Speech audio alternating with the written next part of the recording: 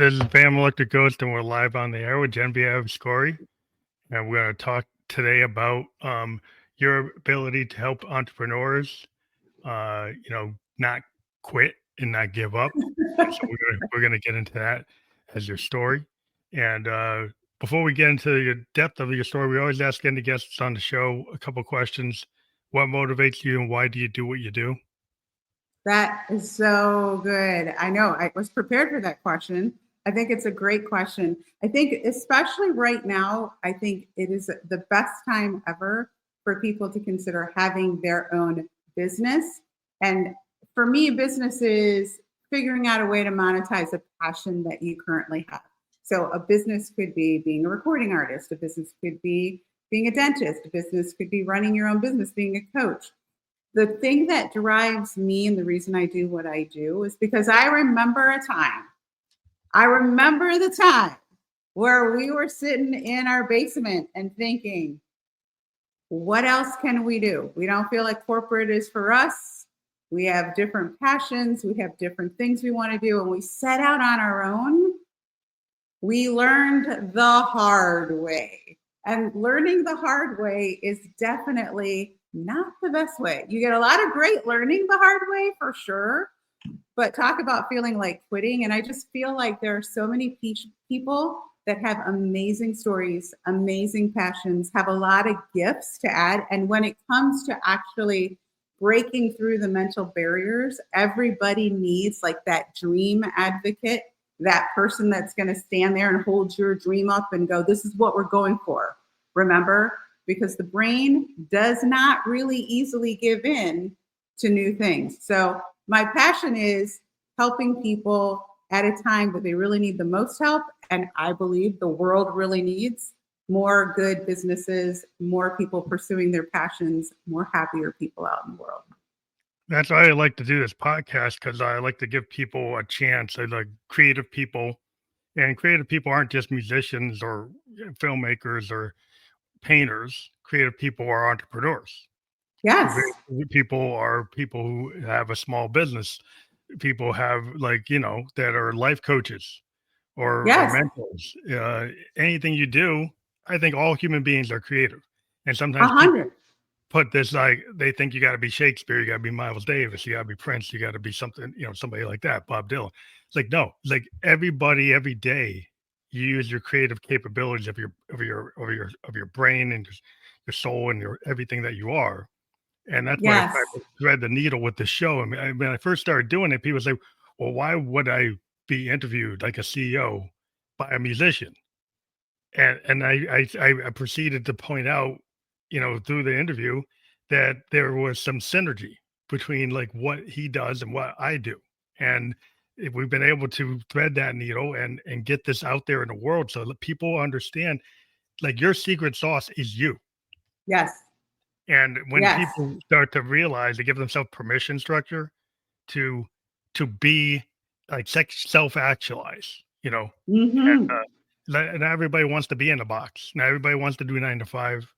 I think the pandemic kind of gave people kind of a kick in the butt to like, oh, I don't have to do that commute. Maybe I never really liked that commute. Maybe I don't like sitting in that cubicle. Maybe I could do something that I dreamed about. Yeah. I proceeded to interview like over 1,000 people on this show that were in that mind frame. Well, and a lot of people, so to me, creativity is creating something from nothing. And that spans so many different genres, right? So musicians create something from nothing. Entrepreneurs create something from nothing. Even athletes create something from nothing. They got to dig deep. They got to find something else in them. They create success. They create momentum. They create that play. So I completely agree. It's not just the entertainment or artists. Actually, let me dial that back. I think we're actually all artists. I really do. I just think we perform in different ways, and we're just not used to using that term in business. But we're all artists. We feel very passionately about something. We want to bring something into an existence. We want to create an impact and an effect in someone else's life. So to me, I think you're spot on. We are indeed all artists. Yeah, because one of the things is like, people who are creative sometimes don't fit in a box. And you get a lot of businesses. I mean, I've worked for Fortune 500 companies. I work now with like small businesses. In my day job, I'm a software developer slash business. No, you are not. Yes, I am. I've been doing it for 25 years. Right. So I used to, I traveled. I lived in Japan. I was a road warrior. But the thing is, I found is like I was trying to fit within this corporate bureaucracy, and I end up hitting a wall. Being an African American, I kind of hit the glass ceiling. And I said, you know what? I don't want to play that game anymore. So I became more independent. And then I finally found like a startup that was aligned to what I want to do. And it allows me to work remotely. And my wife has cancer. My daughter has a disability. So I need some flexibility. I can't be the road warrior. I can't be jetting around anymore. And so you have to find things that actually fit instead of you trying to fit into a cog in the machine. Yes, exactly. And there's endless possibilities and there's endless opportunities for people. And I think that was the one thing you mentioned, COVID. And I think that was the one thing that stirred an awakening in people. Like we never imagined a workforce that would be predominantly from work from home, but yet we did it. And I think that it opened people's minds and ideas to new possibilities. And I think once you get a little taste of that, there's no going back because you don't have constraints. You're your own limitation when you are in charge of your own thing. So there's pros and cons, right? So when you work for corporate, there's steady income, right? There's a steady check at the end of every pay period. When you have your own business, you have to create that. You have to provide enough value every day for someone to go, here's some money for the help and the services that you provide. But when you surround yourself with the right people, and when we talk about why, like I think when we talk about entrepreneurship or we talk about anything, my brother is an ultra marathon runner. He runs 100-mile races. He has to enter this zone where it's like, this is what I'm doing. Mm-hmm. I'm taking this one step at a time. I can't think about mile 100. I've got to think about the mile right in front of me. Yeah. The same is true. Yeah, in the moment. Yeah, it's a big thing. Yeah, that is a big thing with musicians, right? Like I like to play jazz. I like to play experimental music. And a lot about experimental music compared to a classical musician is like, we might have a set piece, but we're willing to deviate that piece, right? We're willing to, in the moment, change it like jazz fusion, like Herbie Hancock and Miles Davis. Somebody changes a note, the other guy changes the note to go with it. It wasn't in the original composition, but you roll with the changes. You don't think you got to start back from take 5, start again. You don't. You can flow with it. Yes. In comedy, right? In improv, that's the rule of yes and, right? I see what you did. I'm gonna acknowledge it, and I'm going to add on to it. But that takes a little bit of practice and trust that what you didn't expect to happen has happened, and we can go with it, right? We can add onto it. We can create something new and better. I recently was introduced to the philosophy. It's not new to anybody out there, probably. It's new to me. That, this notion that life doesn't happen to you, life happens for you.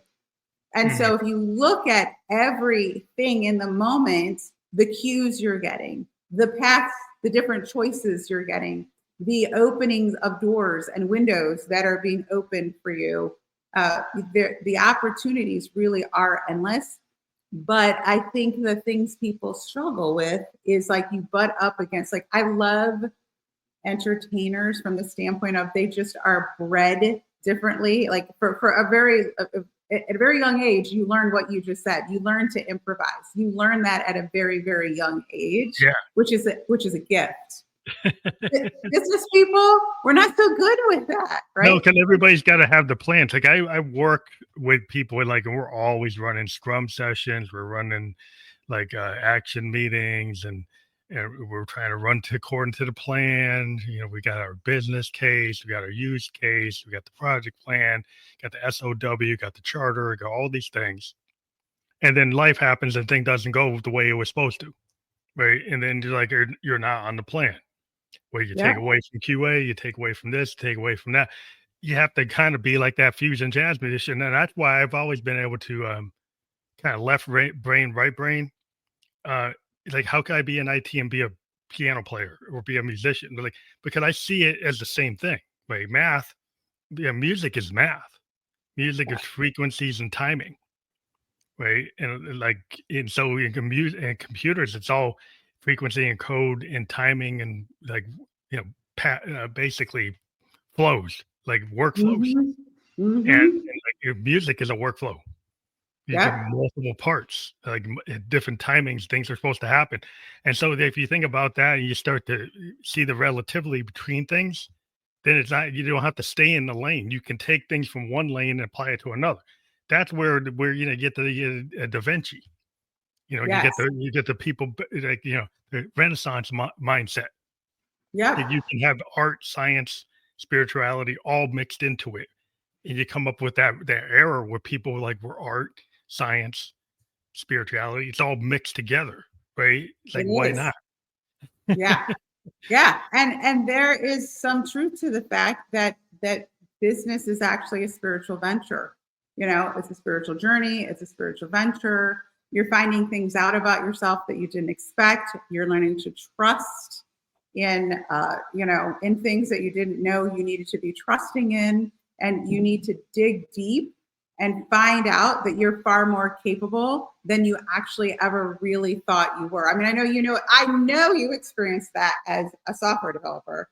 I know, because when you look at, because I back in the day when we used to meet with our software developers, I loved meeting with them because something really cool always came out of the conversation. But they created a space for each other for if then, what if we did that? What if we added that? Yeah. Right? Yeah, well, that's where we live today. I lived in a waterfall world where we had to have everything identified. I was a child of the 70s, mainframes like COBOL. I know that stuff. But now we're living in, the age of blockchain and, AI. Yeah. And it's still got some of the basic logical constructs of, still computers exist, yes and no, really on and off. Is this more sophisticated now in terms of how many case statements we can handle? So it seems like it's thinking, but maybe it's not. but the idea is, we have to always learn. And we have to look at options. And so, a lot of times as a technologist, I'm not rooted to any one type of code. I look at the business problem, right? It's like there are many ways to solve this problem. Some things will cost more than other things. Some things will come in faster than other things. Something's a short-term solution. There's a long-term solution. We give the options. As an analyst, I give the C-suite people the options. I talk to the programmers and I can understand what the programmers want and I can understand what the business people want. I'm kind of like the bridge between both worlds as the business system analyst. And I know a little bit about the code. Okay. I knew you. There was one of you at our job. 100%, right? But I think it's like an art. It's an art and a science because we have to design the front ends, the UIs, the experience that the customer reps are going to have, that the C-suite guys are going to get on their dashboards. And we have to be able to present it in a way that they can actually use it. Right. That it makes sense, because we can get real technical and we can use to design things that, nobody really could understand. and we force people to do it because they say, well, that's the way it is. And now we design things the way people actually work, the way people actually use things. And so it's a different world where we didn't used to dictate how the user should do it. Now the user tells us how they want it. And so it's a different world. And it's really interesting how you have to sell because we have to sell. Like the idea of selling is everywhere. Like a musician, I have to sell my song. As an analyst, I have to sell my opinion as a consultant of what you should do. And you've got to learn how to, like, you know, the idea like bad selling syndrome. Like, how do you get out of that? Yes. Maybe you You can talk know, about that. yeah. So, you know, you were so spot on, because a couple of things. One thing I do want to touch on before we talk about bad selling syndrome, because I could spend a week talking about that, is this notion that you learn, and I think musicians learn this very quickly. I think software engineers learn this quickly. Failure is feedback. That's literally all it is. We assign all this crazy meaning to failure when failure is literally just feedback. So if you're trying to get from point A to point B, and you're finding out really shortly that this didn't work, but you really want to get here, well, it's a blessing to fail and learn that you were headed in the wrong direction. You got to go this way instead. And I think that's where the selling comes in. I think you're absolutely correct. Everybody's selling all day, every day. Where it feels like bad selling is when the person doing the selling doesn't authentically really care and empathize with the person they're talking to. So if you really you're pushing your own agenda, either this is easier, this is what my ego wants, this is what I think is best. Even if you're right that it is the best way, the person on the other end doesn't really care. The person on the other pair only knows what they know and only feels what they feel. And until you can acknowledge, we tell people all the time, your job as a salesperson is to get into the head and heart of your customer with the conversations they're already having. So don't try to get them to have a different conversation. You can't do that until you understand the conversations they're having currently.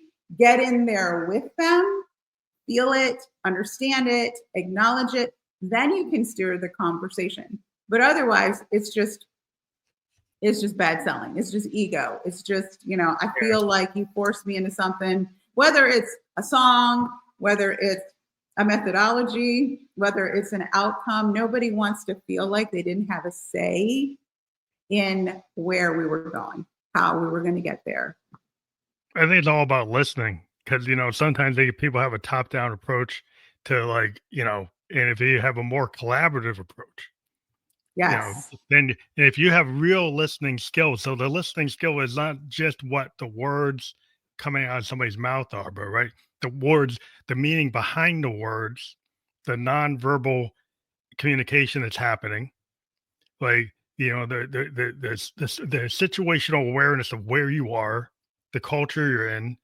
So there's a lot of other factors, and it's like when I lived in Japan, there was a whole thing. I lived there for 2 years, and there's different mindsets. Like there's a zero defect mindset, and we had American management that said, like a level 5 defect is not as bad as a level 1.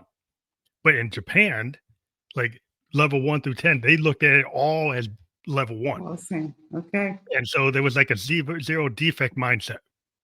And if you made a mistake with your policyholders, right, in your insurance company, you set up a convention hall and you invited your customers and you went and apologized and bowed to them. American companies don't do that. Japanese companies do. When the American division tried to enforce like an American mindset in a Japanese workplace and market, it didn't work.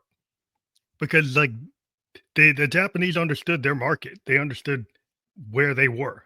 The Americans didn't have presence of mind to have the situational awareness to know where they were. They were trying to force their mindset on other people. Yep. Didn't understand the customer, didn't understand the conversations they were having, didn't understand their needs and wants, just assumed. So you're right. It is listening with the intent to understand. Because some people listen for a break. It's like, I'm just going to listen until you stop talking, and then I will continue to force my agenda. It's kind of like, your agenda. My agenda is to have you accept a product that has defects, and you don't want to accept that, right, at the level of defects I'm willing to put out there. And you think it's Exactly. like, I'm not going to notice. It's like, well, I actually do notice. Yeah. Not only do they notice, but it's like a top priority, clearly. It's like on the scale of 1 to 10 in terms of how important is that, it's high for them. And we're saying it's not a big deal. And it's kind of like, well, you don't get to Yes. decide that. The Yeah. It's customer like decides that. disconnecting. And it's really, that's a bad selling example. It's like you're trying to force an American marketplace concept into a Yes. Japanese marketplace. It's like, okay, well, that's a good example. Like if you're a musician, right, and you're in a band and you're kind of top down in it, right? Like you're the primary writer and you write, there's a bass player, there's a drummer, there's a keyboard player, and you try to tell the drummer exactly every note for note what to do. And you Uh-huh. don't trust him. Like he's got 10,000 hours of being a drummer or more, but you want him to do exactly what you did, and you're not even a drummer. Yeah. I'm like, so that when that becomes painful, people don't want to be in that session because it's like, okay, none of my ideas are being accepted. I'm being told to just be a just be a yes man, just do exactly what you say. It's like, well, what's the life in that? What's the fun in that? Where's the energy in that? You start to feel like it doesn't come out that great. It comes out, Yeah. it doesn't have the spark. As if everybody was like on fire and connected, and it felt like they're all given to it. Then you feel like in the workplace, like if you have somebody on the floor, you got the engineer from Carnegie Mellon. He won't take any criticism from the floor. The people putting the thing together say, well, this doesn't work right. Engineer says, no, it's like, I got a PhD. Okay. It still doesn't work. I am here to tell you it does not work. Yes, 100%. And it is interesting because I don't think there's anything more beautiful than seeing what a bunch of people can create together. So when the collective minds come together, when you accept this sense that everybody has this innate ability to create and design and to make great things together, you always come out at the end, you're like, that's not what I would have done, but man, Yeah. was that brilliant. That was a brilliant experience. That was a great meeting. This was a great product. It was a great presentation. It was a great song. It was a great outcome. I think a lot of what people struggle with, and because I was thinking as you were talking, I'm like, why do we struggle with that so much? And I think one of the reasons we struggle with it is we don't like the journey to get there. So one person wants it this way, another person wants this way. I'm kind of inclined to go, let's hash it out. Like creative tension is required. It's not anger, it's not frustration, it's not even bad. It's creative tension. And if you allow the process to continue, what ends up coming out the other end is usually top notch.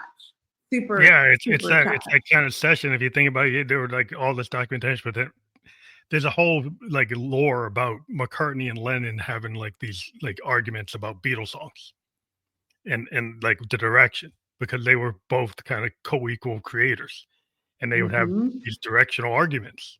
If you get into the history of music history, and I was really fascinated about the directional arguments they had about how should this go, right? And when you dove into it, like they had to get through that fight. They actually wasn't a fight, but it was a conversation. Sometimes there was an argument. Sometimes they got a little heated, and it was because of the passion that you had the Beatles. But the problem with it was that they got to a certain point where they just got tired of each other because like they could only deal with that for a certain length of time. They could not stay in it because it's like, I have a totally different direction, and they couldn't agree.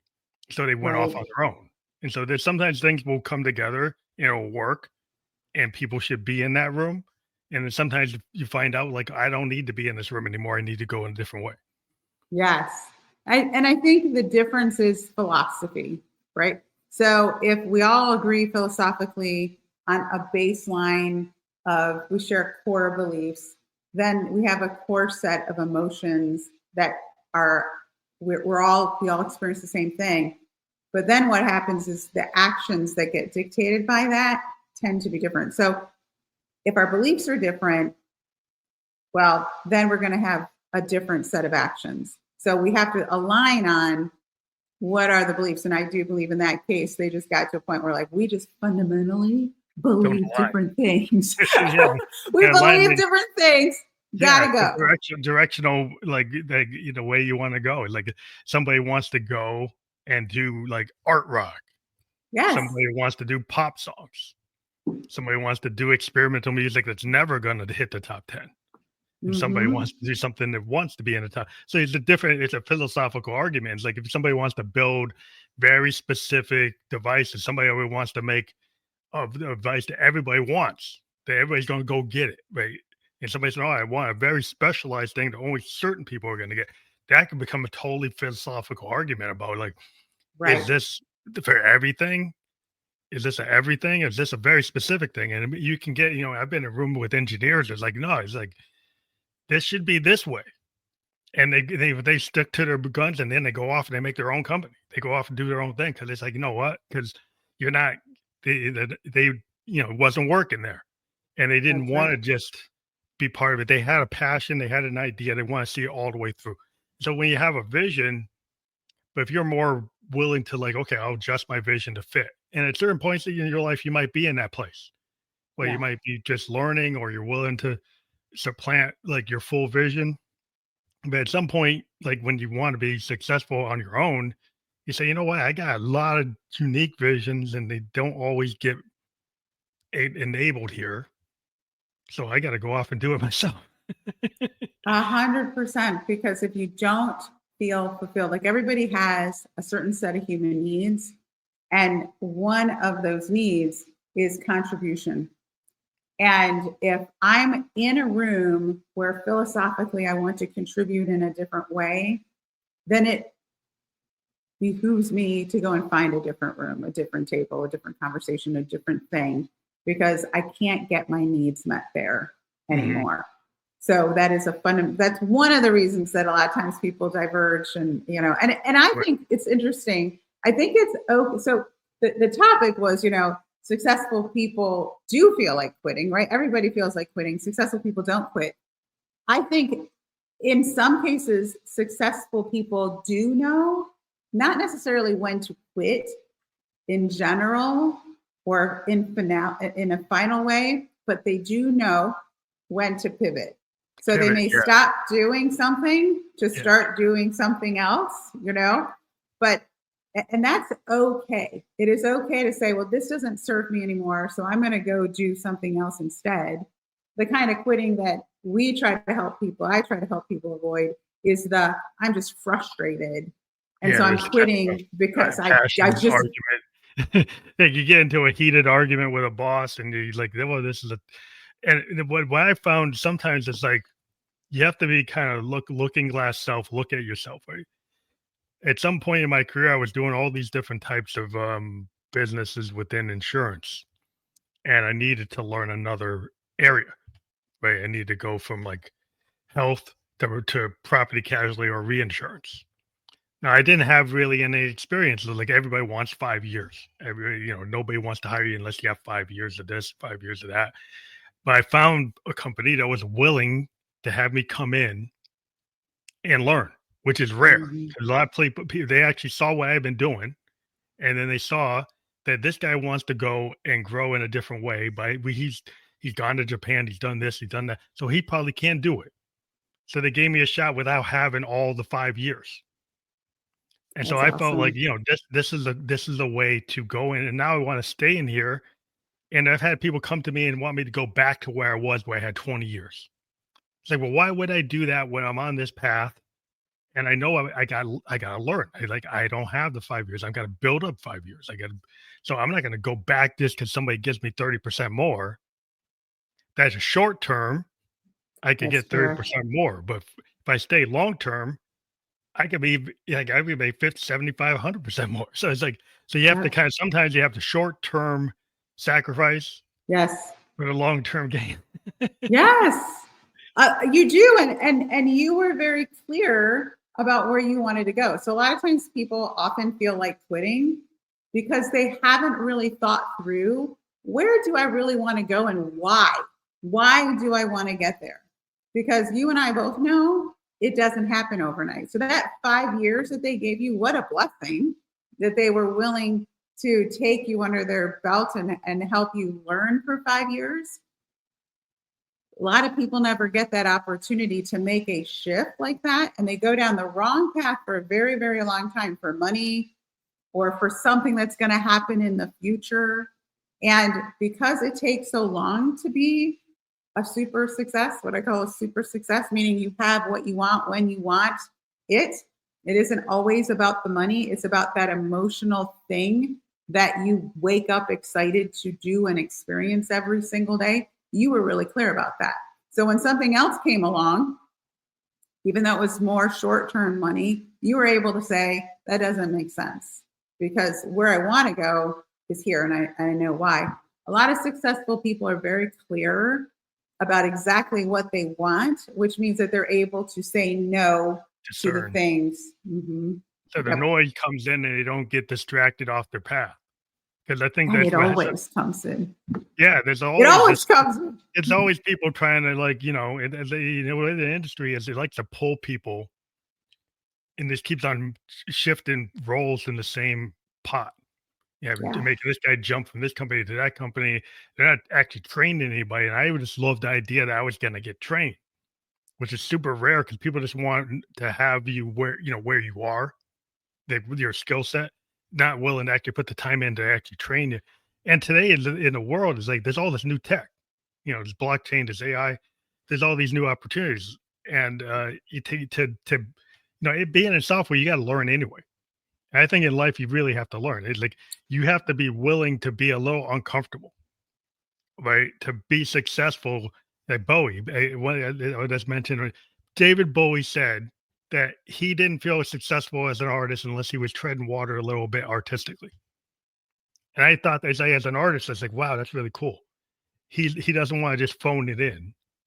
He would go into things that he wasn't the best. He actually was singing with Luther Vandross on the Young Americans. He knew Luther could sing better than he could. He wasn't intimidated by that. He wanted to learn from it. Yeah. That's cool. Like when you're willing to put yourself in places where you're not the best, so you can learn. Right? Yes.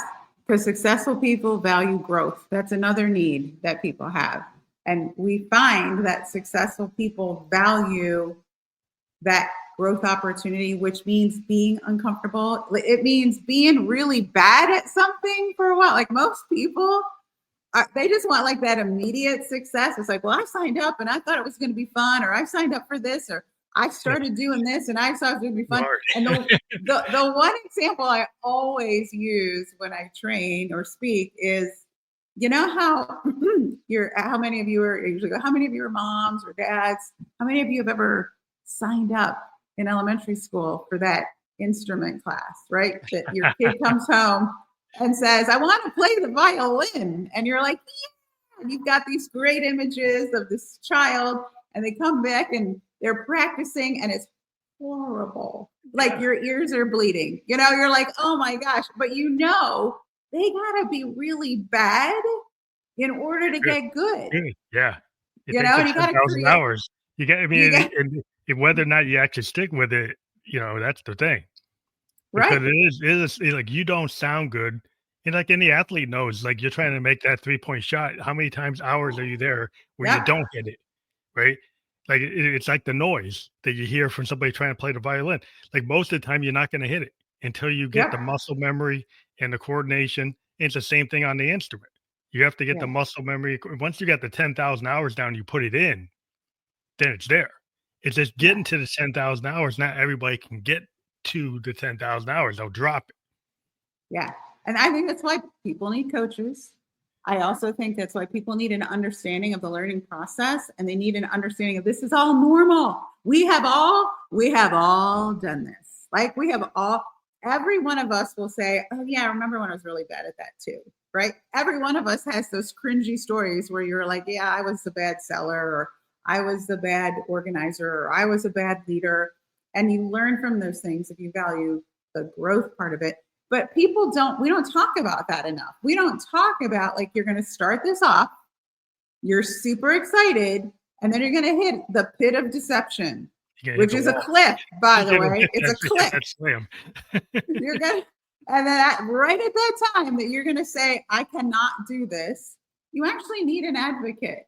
And as parents, we were there for our kids, right? We were like, no, you just keep, like, I will keep driving you to soccer practice, even though you were really bad at soccer, right? I will keep paying for those lessons, even though I'm not. And then one day you're like, wow, I feel like that was 3 blind mice. Was that 3 blind mice? I think that was 3 blind mice. And then the next year it's like something better. And then before you know it, you're in these concerts where you're like, that's my kid, cheer one, and everybody needs that, but not everybody has that. We need to normalize learning. We need to normalize failing as feedback. We need to normalize that it's part of the process. And by the way, just when you get good at something, like David Bowie, there's always another place. If you really are among the super successful, there's always another level of success. Yeah, you keep on pushing into areas where you might not be the best. You jump into acting. If you're a musician, you try film directing, you try different jobs. You keep on pushing out of your comfort zone. And a lot of times what I see with people is like they want things to be perfect. We're kind of in the age of perfection. Yep. And in the music industry, like I deal with all the young kids, they're like in these digital audio workstations, these tools like automations and computers. And you don't even have to, you can be a producer and not be a musician and write a song. And you could never even know how to play the guitar.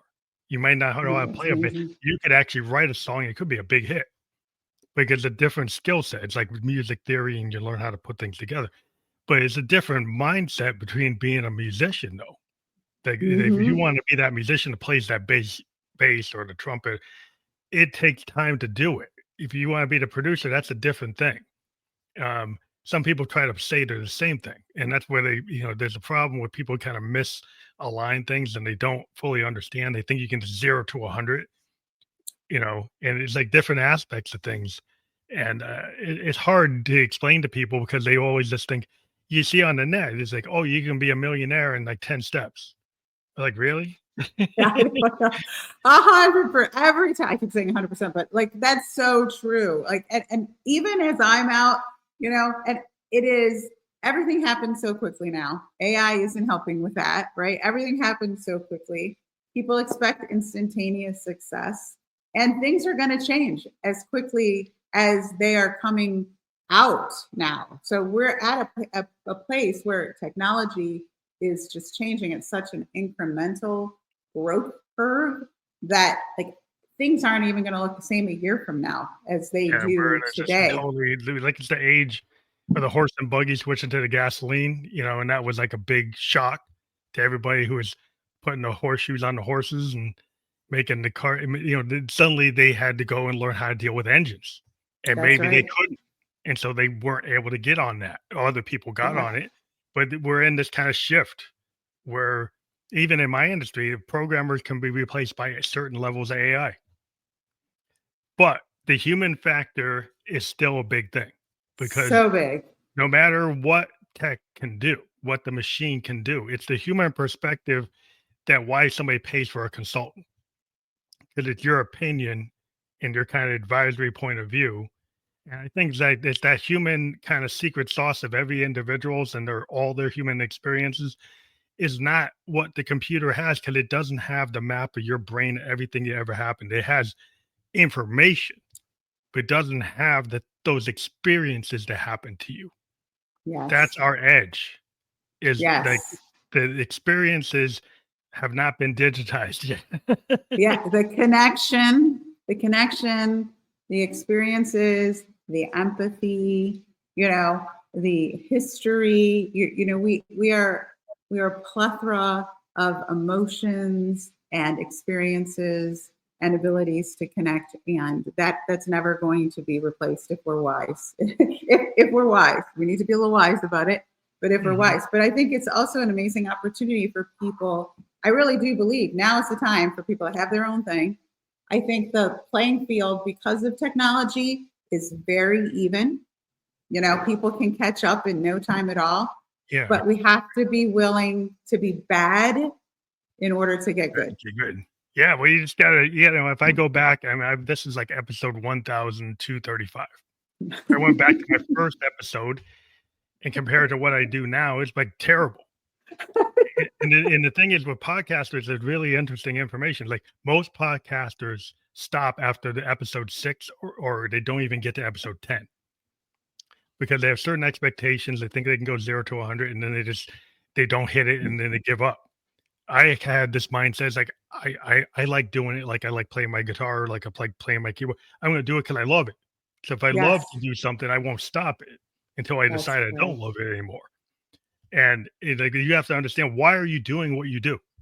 Like That's correct. if you don't have passion for something, then it's probably not going to be the best thing that you could be in. Like the thing that you're the most passionate about, if you can align that and find a way to market that, That's then correct. that's how you can be successful. I think that's the story. Is like not trying to be the Joneses because they are already the Jones. They're already the Joneses. You got to be you. Yes.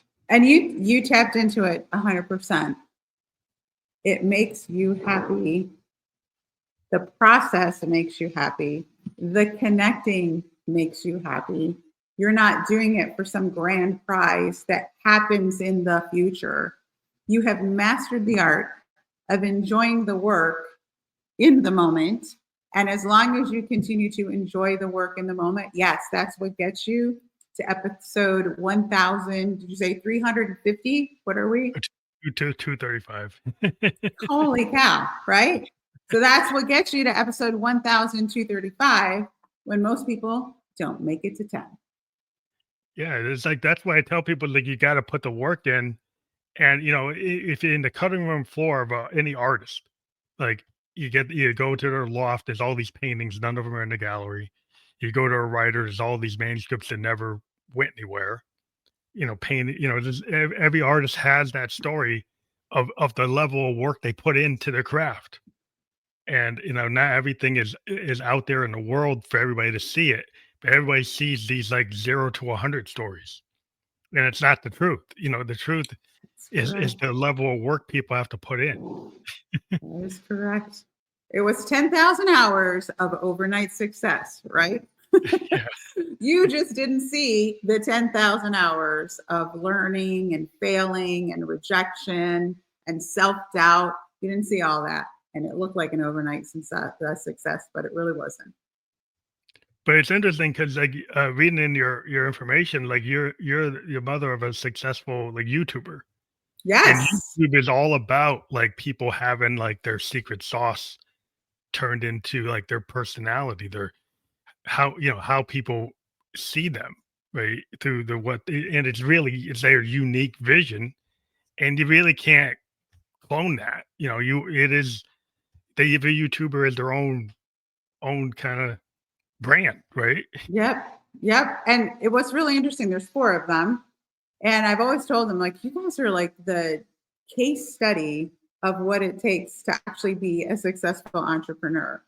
Because I remember back in the day where we celebrated 100 subscribers, where we celebrated 1,000 subscribers, when we celebrated 10,000, 100,000, a million, 2 million. It was kind of like when you're in that one stage, the idea of getting to the next one isn't even a thought. You're just so happy that you're there. But there were so many conversations that they were brought different deals and different opportunities. And like, it's just not who we are. So they were very, very clear. This Oh, is it's what we wanted. want to do. This is who we serve. This is on brand. This is not.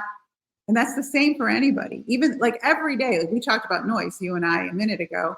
And it's like our noise really are those brand deals that come up that you got to say no to Yeah, because it's totally not like on point. it's not with your line to your brand. Like when you see people, it's the kind of common terms like sell out. Like say somebody who goes in lines with something that like the fans like that doesn't seem like what I was into, and then you're like, then people start doubting the authenticity of what you were doing because then suddenly it's like you're not like it's like this idea of like a punk aesthetic in music. Like if you're a punk and you go sell out to some soda company But that's not your fans aren't really into that because they're like Right. we're kind of against the system. And now you side with the system. It's like, what are you doing? Exactly. Exactly. Got to stay on brand in your own head in order to Yeah, be successful. unless you want to move out of that and say, well, I'm not there anymore. Yeah. So Yes. you have to kind of law Agree. of attractions, like, where are you? Because sometimes, like, if you're the 17-year-old musician might have been in this place, the 25-year-old, 35-year-old musician's in a different place. If he wants to still have the fans he had when he was 17, fine. When you're 35, then maybe you don't. Maybe you move to place else. You know, what I mean, you kind of have to know where you are. Yeah. Yep. Know where you are, know where you want to go, know why you want to get there.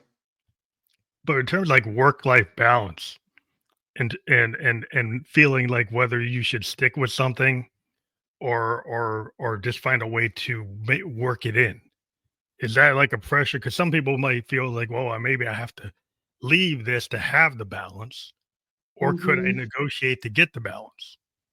Yeah. I find that once you get really clear on why you are doing what you are doing, that the answers lie there. So if it's some superficial goal, and sometimes people do start things for superficial reasons, it's like, well, I just want to make a lot of money, or it looked easy, you know. Well, in that case, I don't know. You're going to give up pretty quickly, and it's not worth not having the work-life balance for it. If you're doing it because it's fundamentally going to change your life experience or the life experience of the people you love, then you negotiate it. You figure a way to negotiate it so that and part of that negotiation, I believe, is getting better at the 20% of the work that produces the 80% of the result. Most people never have those conversations, which ends up consuming so much time. Yeah, a lot of times if you're actually like truthful about how much effort it actually takes to get to the end product or the end service. And sometimes like some people work in such a way like they don't need the 9 to 5 hour structure to actually give you what you want. They could do it in 3 hours or 4 hours, right? And so that means they could have a work-life balance where other time I'm doing something else, like a podcasting or music production or something else. So if you found a way, like you have a lot of hats and you actually be truthful with the people you're working with, I can actually get this done and you That's can see correct. I can do it and you prove you can do it, then you don't need me to be there on call because you want me to sit in there, That's right? correct. I gave you what you wanted. Do I need to be there now? I need to do something else. Right. Can I create outcomes or am I punching a clock? That's fundamentally different. And if you find something where you're in charge of creating outcomes, I can't think of a reasonable boss or a reasonable company that wouldn't say we actually would rather pay you for outcomes than to sit in a chair. But it's out there. That's what you got to find. But like as I said, I do have another show coming up. Yes. But, yeah. I did want to end with we do have your Instagram. Yes. Look me up on Story. Like we have it scrolling below. Yes. Instagram or Facebook. Look me up. I'm happy to connect with people. If you need an advocate, if you just want to talk success, it's a hobby. I like it. I also work, but like that is a hobby. Yeah, well, it's cool. I've enjoyed talking to you today. I think it's a great where you are in terms of like giving people a different perspective on like how to like reframe where they are in their job. Like so like you can kind of like do you just hate it or do you have to decide there are things you need to change or adjust or have conversations, right? So that you can really have a litmus test of like, okay, I'm actually going to test like where I am and make some decisions and not just stay in something. Yes. Have the conversations you're not willing to have with yourself, with your spouse, with your boss, and you'll be fine. Well, thank you again for being on the show. This will be available. It was on Facebook, LinkedIn, and YouTube in real time. Great. It's out there. Great. After we're off there, we can be there. But by tomorrow, we're going to publish on multiple platforms like Spotify and Apple. we'll give you a landing page for your audience to check out. Thank you. And I I would love appreciate to. you being on the show. It was my pleasure. Thank you for a great conversation. Take care.